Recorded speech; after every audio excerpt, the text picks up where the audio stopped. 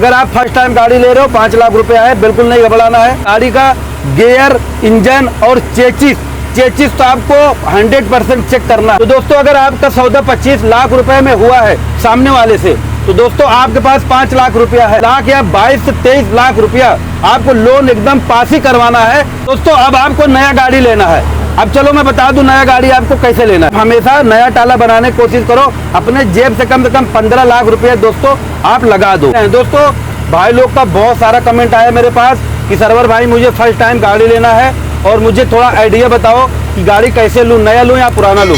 तो भाई मैं आप लोग को एक चीज़ बताना चाहता हूँ, अगर आप फर्स्ट टाइम गाड़ी खरीदने जा रहे हो और आपके पास 5 लाख रुपया है, तो दोस्तों आपको घबराना बिल्कुल नहीं है। आप अल्हम्दुलिल्लाह मोटर मालक आराम से बन जाओगे। आपको सिर्फ यहाँ गुड़ा गाड़ी समझना है। तो दोस्तों मैं आपको 2 भाग में बताऊंगा, नया गाड़ी और पुराना गाड़ी। तो दोस्तों चलो मैं आपको पूरा बताता हूँ, वीडियो पूरा देख के जाना। दोस्तों आपको करना क्या है, अगर आप फर्स्ट टाइम गाड़ी ले रहे हो 5 लाख रुपया है, बिल्कुल नहीं घबराना है। दोस्तों आप अगर मान लो कोई गाड़ी आप मार्केट में पता कर लिए कि भैया चलो ठीक है गाड़ी हमको लेना है, दोस्तों इतना ध्यान में रखना, जब गाड़ी आप पुराना खरीदना, सेकेंड हैंड गाड़ी, कम से कम वो 5 से 6 साल चली हो, उससे ज़्यादा गाड़ी चली ना हो। हाँ, इतना आपको देखना है, बहुत ज़्यादा ध्यान देना है। तो दोस्तों जब आप गाड़ी देखने जाओ, आपको सबसे पहले गाड़ी का गियर, इंजन और चेचिस तो आपको 100% चेक करना है। चाहे वो बॉडी गाड़ी हो, चाहे टेलर हो, चाहे फट्टा हो, कोई भी गाड़ी हो, आप उसके अंदर घुस के चेचिस जरूर ध्यान देना। क्या होता है कभी कभी चेचिस वगैरह टूट जाता है तो लोग बिल्डिंग वगैरह करा के उसको गाड़ी को बेचने के चक्कर में रहते हैं। हाँ, तो आपको बहुत ज़्यादा ध्यान देना कि चेचिस टूटा बिल्कुल ना हो। चलो अगर इंजन का मान लो काम हुआ है, जब गाड़ी में आप पहले कोई भी गाड़ी खरीदो, गाड़ी में बैठो और गाड़ी को स्टार्ट करो, 10 मिनट तक उसको ऐसे ही छोड़ दो और उसके बाद दोस्तों आपको करना क्या है, फिर थोड़ा रेस दो, रेस आरपीएम पूरा दबा के रखो कि इंजन का जो साउंड है वो क्या बता रहा है ना। अगर उसका आवाज़ एकदम बना है, बढ़िया आवाज़ है, तो दोस्तों कोई बात नहीं है, गाड़ी एकदम ओके है। और अगर आपको ऐसा लग रहा है नहीं यार गियर में या इंजन में कुछ आवाज़ है या कराउनी आवाज़ है, तो दोस्तों आपको गाड़ी बिल्कुल भी नहीं लेना है। आपको घबराना नहीं है। एक गाड़ी देखो, 2 गाड़ी देखो, मार्केट में 10 गाड़ी, बहुत गाड़ी आपको मिलेंगी। दोस्तों यहाँ पे आपको ये चीज़ ज़्यादा ध्यान देना है। और ये हो गया। अब दोस्तों चलो आते हैं बैंक की तरफ, जो आपको लोन पास कराना है। तो दोस्तों अगर आपका सौदा 25 लाख रुपए में हुआ है सामने वाले से, तो दोस्तों आपके पास 5 लाख रुपया है, तो अब आपको ये करना है, कोई एक अच्छा सा भरोसेमंद एजेंट पकड़ना है। दोस्तों बैंक कोई भी लोन देता है, कोई दिक्कत नहीं है, हर बैंक अभी आज के टाइम में लोन दे रहा है गाड़ी पे। तो दोस्तों आपको यहाँ पे ध्यान देना है, कोई अच्छा सा बंदा जो लोन पास कराए, जो एजेंट हो, जो भरोसेमंद हो, आप उससे बात करो। आप उसको बताओ कि भैया हमको ज़्यादा से ज़्यादा लोन चाहिए। तो भाई जब वो लोन के लिए अप्रूवल डालेगा आपका, तो आपको ये ध्यान देना है कि हमको कम से कम 23 लाख या 22 से 23 लाख रुपया आपको लोन एकदम पास ही करवाना है। चाहे भले एक बैंक के पास जाओ, 2 बैंक के पास जाओ, आपके पास 5 लाख है, ये मत सोचना कि यार मैं 5 लाख पूरा दे देता हूँ और 20 लाख रुपया लोन पास हो जाएगा, समझ गए।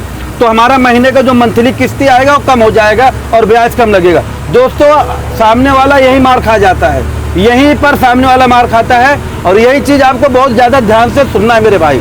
दोस्तों जब भी आपको मान के चलो 22 से 23 लाख रुपए आपका लोन पास हुआ और आप अपने जेब से 3 लाख रुपए लगा दिए बराबर, और कागज वगज बनाने में, ट्रांसफर होने में कम से कम मान के चलो कुछ नहीं तो 50,000 रुपया आपका लग ही जाना है आरटीओ ऑफिस में।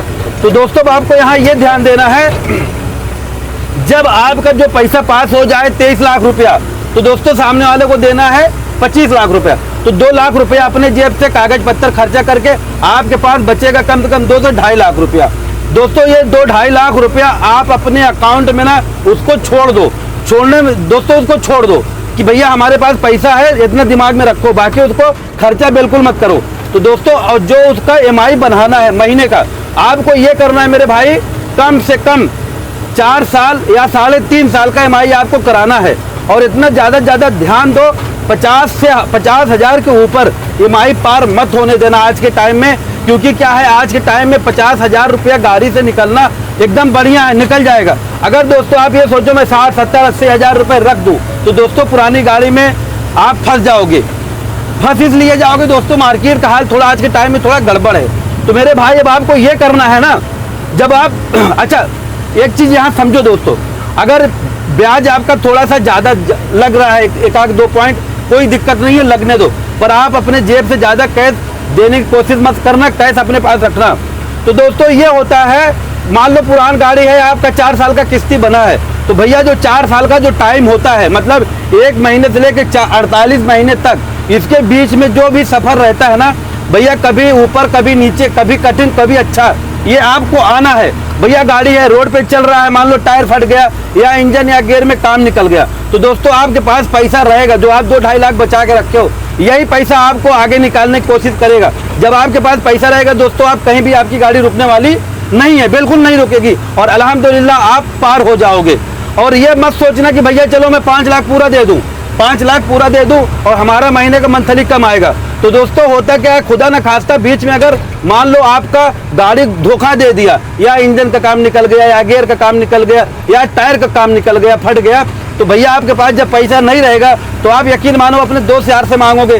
कोई भी दोस्त यार आज के टाइम में 10-20-50 हज़ार नहीं दे सकता, 2-4 हज़ार की बात रहे चलो ठीक है ना। तो दोस्तों जब आपके पास पैसा नहीं रहेगा तो आप क्या करोगे, सूती पैसा उठाओगे, मतलब ब्याज का। तो दोस्तों यहीं पर ही आदमी मार खा जाता है। भैया आप अगर 5% या 10% में ब्याज का पैसा लिए हो तो दोस्तों चलो ठीक है, गाड़ी तो आप निकाल लिए, अब यहीं पर आपको दो किस्ती देना पड़ेगा, एक तो सामने वाले का ब्याज का पैसा और दूसरा फिर आपके गाड़ी का किस्ती।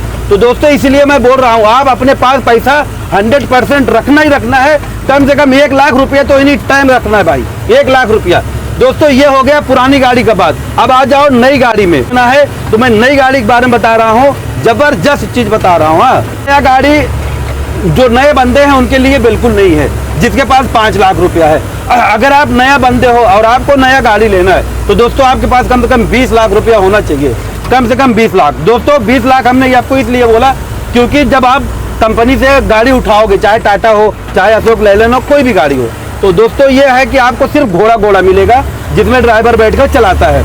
ये हो गया आज के टाइम में कम से कम 34 से 35 लाख रुपए का इसका मतलब कंपनी का प्राइस है, मतलब रेट है। तो दोस्तों अब जब आप पीछे का ताला बनाओगे ना नया, तो आप अपने जेब से जब 15 लाख रुपए लगाओगे तो दोस्तों होता क्या है, आप अपने जेब से 15 लाख रुपए लगा दिए तो आपका जो मंथली EMI है ना वो कम हो जाएगा। महीने का कम से कम अगर आप चलो 5 साल का कराए हो तो दोस्तों मान के चलो कम से कम 70-80 हज़ार रुपए आपका EMI आने वाला है, कोई ज़्यादा नहीं है, आप नया गाड़ी में आराम से भर सकते हो।